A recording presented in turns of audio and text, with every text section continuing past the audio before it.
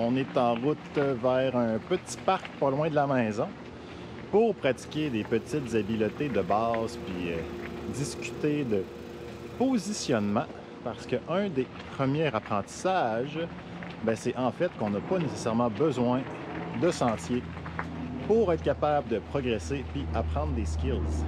Fait qu'on se revoit là-bas.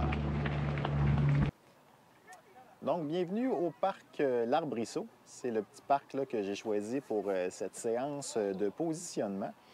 Mais avant de tomber dans le détail, puis du pourquoi, du comment, de bien se positionner sur le vélo, je veux juste placer les attentes un peu. Là. Ce ne sera pas une série sur comment rider ou comment apprendre à rouler. Je veux vraiment plus documenter la progression de Marie-Hélène, de ses débuts, c'est vraiment ça qui se passe, jusqu'à ce qu'on ait ou pas l'opportunité de rouler à Revelstoke, parce que c'est quand même un bon défi là, de se rendre jusque-là. Donc, ça se peut qu'on ne réussisse pas, je vais vous le dire tout de suite, mais on compte évidemment très bien réussir. Donc, cela étant dit, la première chose à apprendre en vélo de montagne, à mon avis, c'est vraiment juste mon avis, c'est vraiment comment bien se positionner. Une bonne position, c'est la fondation sur laquelle vous pouvez bâtir votre carrière de rider.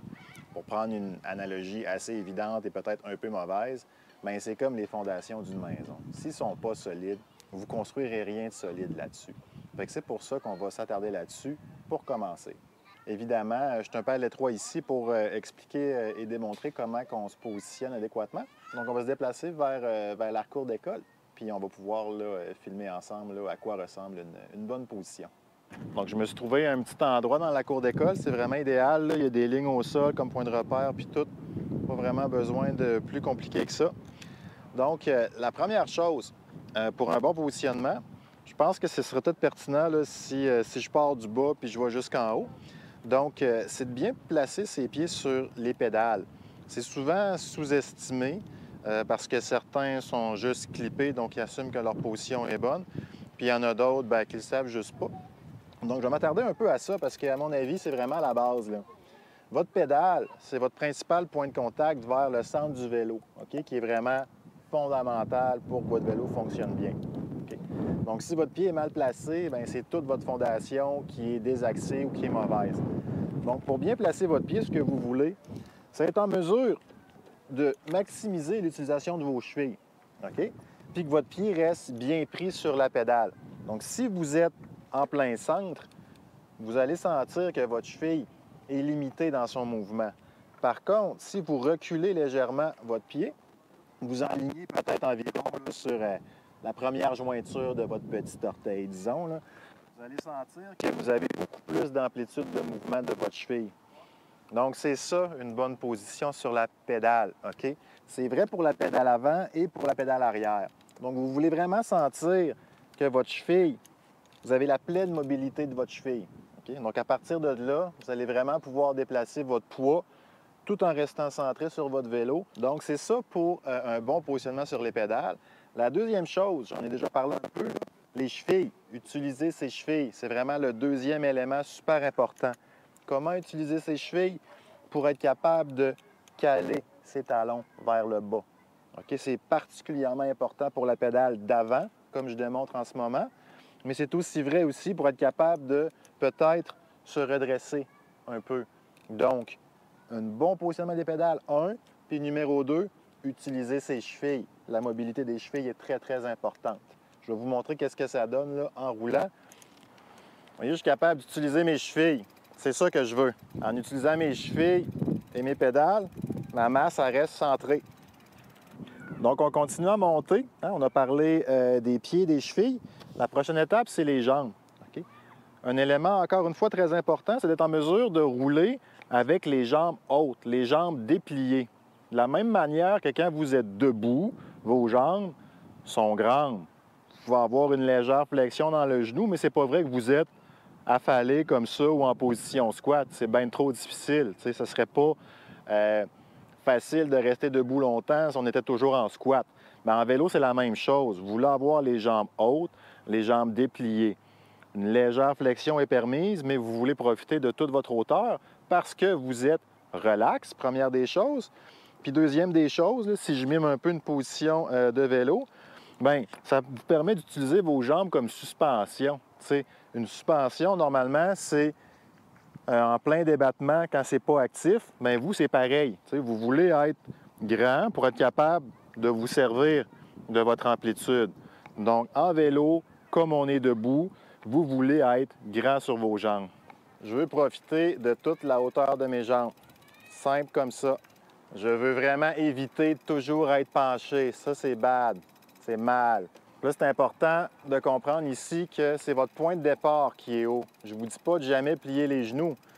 Ce que je dis, c'est simplement d'être capable d'avoir les jambes grandes comme position par défaut. Position de base. Les jambes dépliées. Donc, j'ai parlé des pieds, des chevilles, des jambes.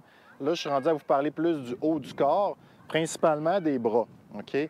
Les bras, bien là, vous savez déjà probablement, c'est l'extension vers le deuxième point de contact important, le guidon. Mais c'est important donc d'avoir une bonne position des bras. Vous l'avez peut-être déjà entendu, là, on vous parle souvent de sortir les coudes. Ça ne veut pas dire d'avoir les coudes tout le temps sortis. Ça veut juste dire d'avoir une position forte du haut du corps.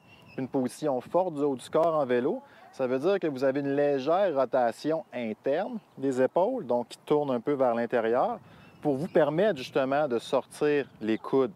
On ne veut pas sortir les coudes pour sortir les coudes. On veut sortir les coudes pour être capable d'être fort, d'être capable d'aller s'appuyer sur le guidon si nécessaire. Parce qu'en vélo, les impacts arrivent de l'avant habituellement, à moins que vous ayez un style vraiment particulier. Donc, vous voulez être fort du haut du corps. Si vos épaules sont en rotation plus externe et que vos coudes sont rentrés, bien, vous ne serez pas capable de faire face à ce qui s'en vient. Par contre, si vous avez cette légère rotation externe-là et que vos coudes sont capables de sortir, bien là, vous pouvez vraiment être fort sur l'avant. Vous pouvez faire face à peu importe ce que le sentier va vous lancer. Je vais essayer de vous le démontrer en allant vers la caméra pour que vous puissiez bien voir. Donc, si j'ai une rotation interne, je suis capable de sortir mes coudes et venir m'appuyer un peu sur mon guidon. À l'opposé, si mes coudes sont rentrés, je suis vraiment pas fort puis c'est shaky un peu, là. Donc, faites-le pour vous, vraiment. Gagnez en assurance. Sortez les coudes un peu comme ça. L'autre étape, les doigts, les mains. Je vais m'approcher un petit peu, là. C'est vraiment important de bien positionner vos leviers de frein, vos manettes de frein parce que c'est un levier, la manette, finalement. Donc, vous voulez en profiter au maximum. Si vos freins sont trop proches ou trop loin, vous n'aurez pas l'effet levier maximum. L'effet levier maximum, ce qu'on veut, c'est un seul doigt, l'index, qui soit capable de venir prendre le petit coude de la manette pour avoir le maximum de force quand on l'applique. Les freins hydrauliques, même les freins à disque mécaniques, sont assez puissants pour un seul doigt.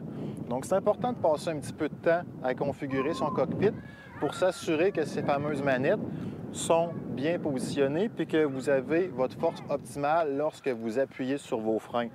Ça peut avoir l'air d'un petit détail, mais quand vous vous mettez à descendre assez rapidement, pendant longtemps, si vous fournissez trop d'efforts pour freiner, vous allez avoir ce qu'on appelle dans le jargon du arm pump.